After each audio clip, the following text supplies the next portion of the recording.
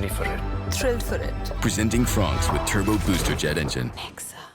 The two teams that contested the inaugural IPL final back in 2008 now meet to avoid the wooden spoon in 2025. 9 meets 10 as Chennai Super Kings face Rajasthan Royals in Delhi. Let's build up to the game. On Nexa presents ESPN Cricinfo Timeout in the company of Tom Moody and Abhinav Mukund. Gentlemen, thank you for your time. So many questions, so much intrigue around both these sides and how the season's gone and what they'll do going forward. There's some tough questions. Let's get straight into it and let's start with CSK, Tom. Let's go to the toughest. MS Dhoni, Ravindra Jadeja have been greats. Nothing needs to be said. But both of them together in the middle order have not had quite the finishing levers. They also both struggle against spin. How does CSK look to combat that issue going into 2026? Well, Dubé has to fire. He historically has been a brilliant finisher for them over the last couple of years. And, his form has been a concern, along with, obviously, the clock ticking on Dhoni's career. It doesn't get easier when you get older. It gets harder and harder. And Jadeja has never, ever really been a strong finisher. He's a very fine player, but do you see him as a player that, with 15 balls to go, 20 balls to go, he's your impact player? Probably not. So, therefore, I suppose you go back to the auction and look at, well, did we get it wrong and maybe we needed to try to find an overseas finisher to support what they already have? Where it gets trickier with these two individuals is that they also don't play any other T20 cricket. So they come 10 months later. You're hoping for them to be good. Can CSK afford to have them for another season? See, the thing is where they are in a tricky spot because the mega auction cycle is done. And I believe that CSK bank on experience. They need a bit of experience to sort of get past this rebuilding phase. You can't have a team full of young players, maybe with Ruturaj Gaikwad at the helm. You need some experience in the middle to sort of play in the CSK way that we're used to seeing them play. So I don't think they will take any hasty decisions. That's the sort of franchise they are. But that being said, I agree with Tom. They need someone who is... You need one Shivam Dubé to fire and you need a second spin enforcer as well with this kind of batting order. I still believe they've sort of fixed certain parts of it with the top by bringing in some replacement players who have shown that they are capable of hitting the long ball, especially in the power play. And add to that the inclusion of Ruturaj Gaikwad at the top. It looks pretty solid if you actually add him in the mix. But I still believe CSK need one more very, very good number 5 for them to actually figure out their top 7, top 8, even with Dhoni and Jadeja. Now, to make those moves in this universe where the mega auction has happened, you'd need to clear up some funds. Often the lens has gone towards our Ashwin this season, who was a player they purchased at nearly 10 crore, the kind of figure you don't see for specialist off-spinners anywhere in the T20 world anymore. Do CSK need to reconsider that amount? He's more than just a specialist off spinner. He's been, one of the game's greats, hasn't he, in all formats of the game. And, I understand the philosophy behind CSK going for him because at the end of the day, they have always gone for proven players and mature players. And that philosophy has worked for them over the duration of the IPL. A very successful side along with Mumbai Indians. But I think if you're needing to, release funds, the obvious one would be Ashwin, because I think it was about 10 crore. Yeah, 9.75. Yeah, close to 10 crore he went for in the auction. That's a lot of money for someone that's not guaranteed a place in the 11. So that may be a hard conversation that management will have to have with him. Yeah. Now, the challenge of building or rebuilding immediately after a mega auction cycle, as you pointed, the arrivals of Brevis and Matre and Urvil, all of whom are mid-season replacements. And then you add the return of Ruturaj Gaikwad last year. You see CSK getting back on track next year? See, I don't think there's too many issues with the bowling. I still believe that Noor's had a decent season. Patirana can be worked on. Khalil Ahmed's not been bad. You've got a decent bowling lineup. Like if you're talking CSK RR, in comparison, I feel CSK's bowling looks decent. They lacked the firepower with the bat. They were unable to get those big scores.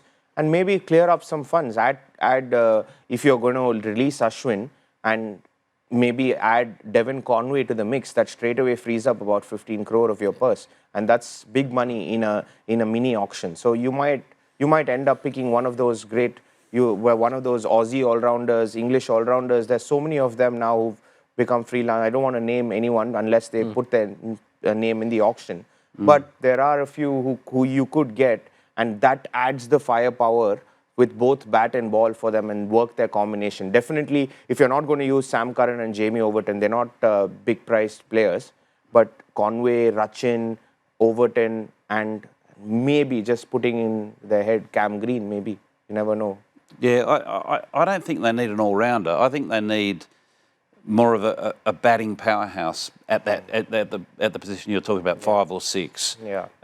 Because they've got enough all-rounders in their setup. You know, you've got Rachin can bowl, left-arm spin. You've got Sam Curran, obviously, as a genuine all-rounder. Jadeja, they've got that base covered. To me, they need a specialist impact player that can take games away. A bit like your Livingstons, your Tim Davids, your Hetmeyers, these type of players. That's what they've got to try to find and target. And they may do that through trade. You never know. They may look in the market and see, what's available, and you never know. Someone like an Ashwin might find themselves being traded. Ashwin for Livingston at RCB CSK trade. Wow. That would be fun to watch. Who knows, Ashwin going back to Rajasthan Royals, who do need some domestic spinners, among other things. Okay. Yeah. Why not? So let's pivot to Rajasthan Royals now. Their season has featured several of the failings that have hampered them over the last few years. Who would be the high-profile players whose futures RR will reconsider going into next year? See, I don't think you can release Dhruv Jurel.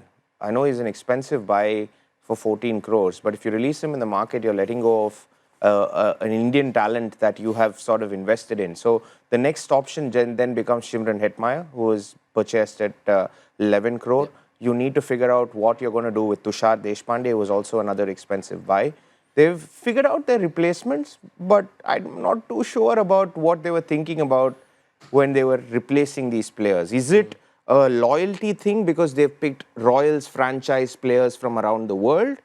Because it doesn't feel like there is a need for that sort of a role in this Rajasthan Royals setup.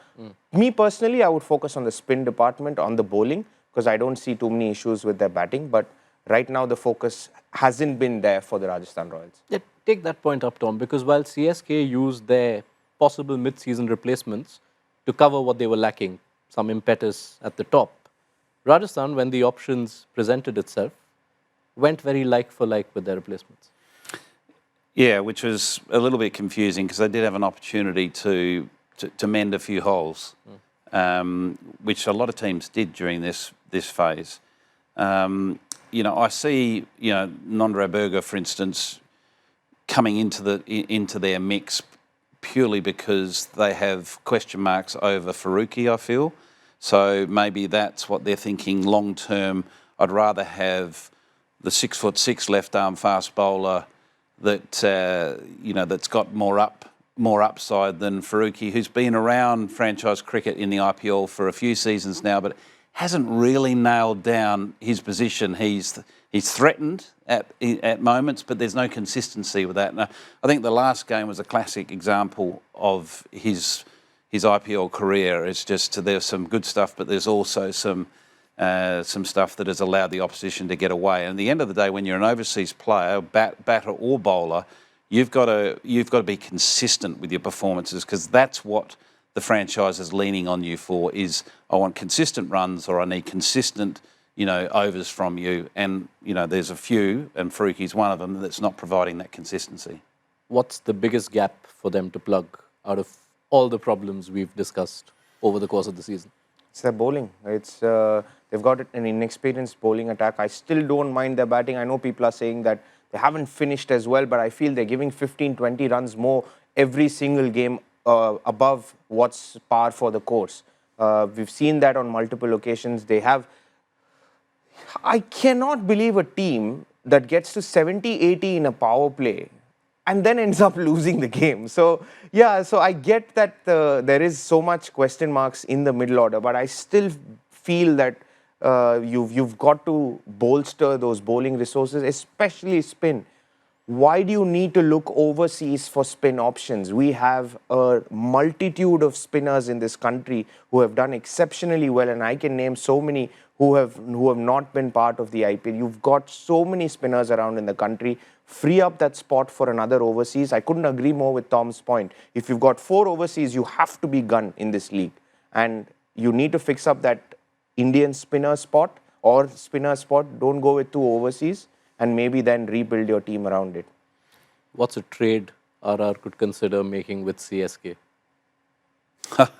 If at all. Just before I go to that, the point I'd like to expand on is that I think what Rajasthan need to do is revisit their game plan, because what they have done over the last 3 years is been repeated very successfully, but unfortunately it's been unsuccessful. So to me, they need to rethink what their strategy is and then build their side around that strategy. Right. The trade, I think you sort of maybe highlighted. Who knows? They might look at an Ashwin, because he's still got a lot to offer. He's familiar with that franchise. Watch this space.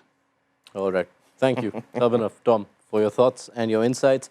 That's looking ahead. For the moment, both these sides train their attention to Delhi, where both of them are looking to avoid the bottom of the points table. CSK have never finished last in any season in IPL history. Ready for it. Thrilled for it. Presenting Franks with Turbo Booster Jet Engine. Nexa.